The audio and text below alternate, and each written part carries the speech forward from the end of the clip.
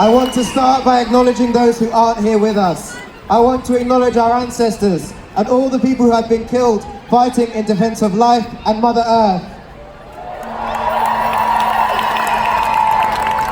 I want to acknowledge all those who continue to fight and exist on the front lines of climate violence today. You've all heard that our house is on fire, but for many of us, our house has been on fire for over 500 years.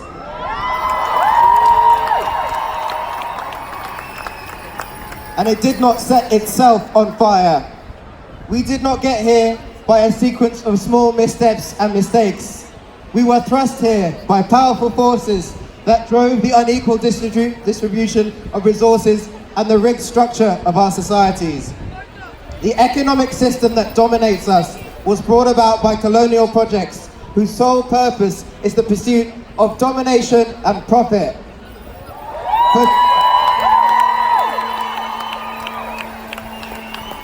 For centuries, racism, sexism, and classism have been necessary for this system to be upheld and have shaped the conditions we find ourselves in.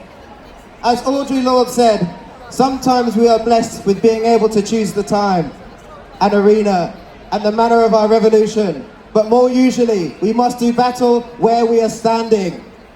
And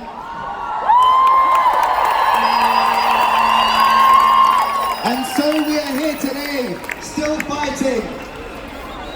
I want to share with you today our vision for climate justice so that we can get there together.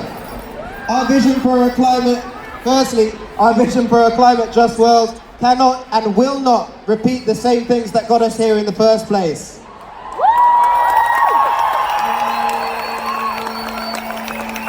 Instead, the solutions will be led by the deep knowledge that comes from the very communities who have long resisted colonialism and imperialism, and those who have the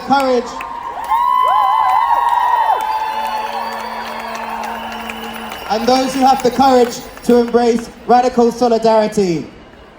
That means getting rid of this extractivist mindset, which decides whose lives and existences matter.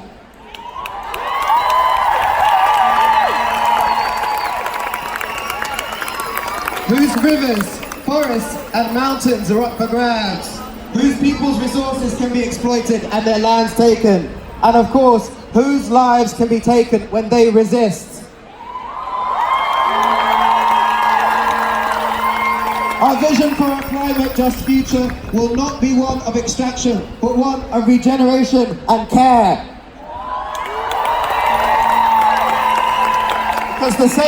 Because the same ideology of supremacy and the same mechanisms of extraction which have led us here in the first place will never bring about justice.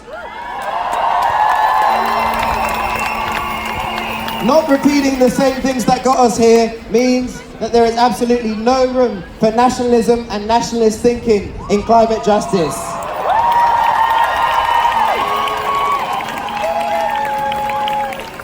We will not allow the poorest in our society to pay the price for tackling the climate crisis, but neither will we allow the people of the global south to be sacrificed in order to protect the citizens of the global north. The lives of the many cannot pay for the lifestyles of the few.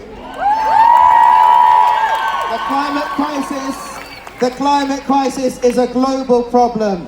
A greener economy in the UK will achieve very little if the government continues to hinder countries in the global south from doing the same through crippling debt, unfair trade deals, and the export of its own deathly extractive industries.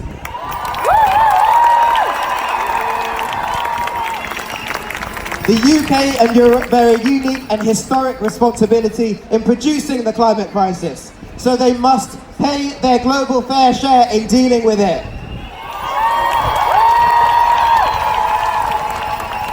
This is why our calls for climate justice must include calls for reparations and redistribution,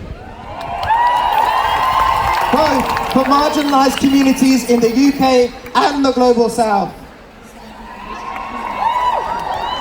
This brings me to the second thing I want to share with you today.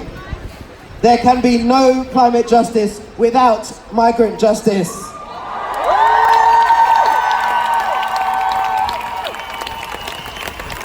The UK and other countries in the global north must also acknowledge their historic and current responsibilities for driving the displacement of peoples and communities and honour its obligation to them. This means ending the hostile environment of walls and fences, detention centres and prisons that are used against racialised migrant and refugee communities.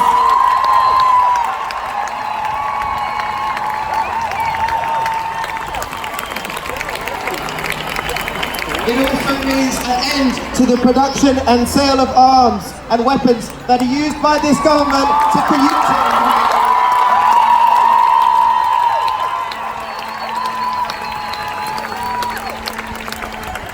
absolutely.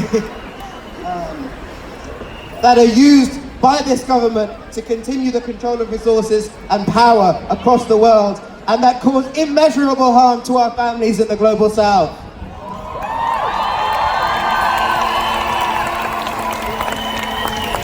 It also means doing more to guarantee that migration is a right and not something you are forced to do because your home is inhospitable because of fire, droughts, floods or tornadoes you had no role in creating. This is why we are calling on the climate movement to make the fight to guarantee flourishing communities in the global north and the global south a core part of its work.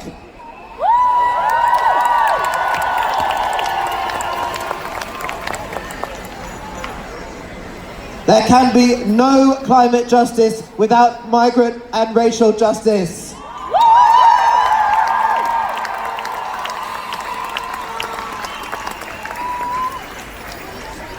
And finally, a word of caution. We are living in dangerous times, and many in the global north are now waking up to the threats.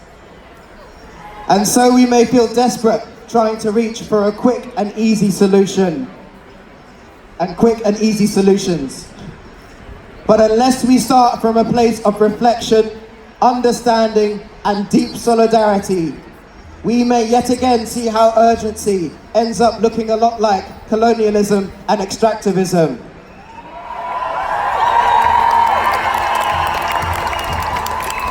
Always, when we are looking for solutions, the first call should be to uplift the voices of those who are fighting on the front lines. We must defend indigenous communities and their territories where they hold 80% of the world's biodiversity.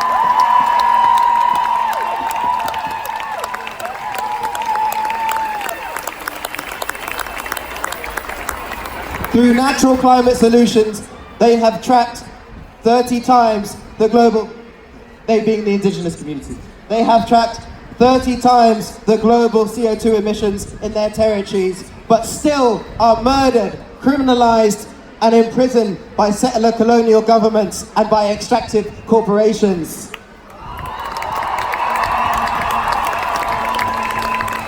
We could take enormous steps towards limiting climate breakdown merely by respecting indigenous sovereignty.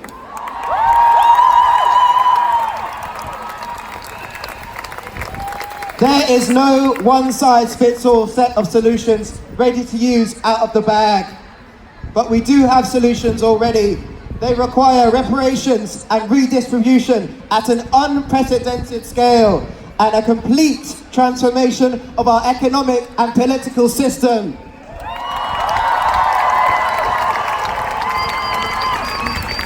All this may sound like too much, but it is not.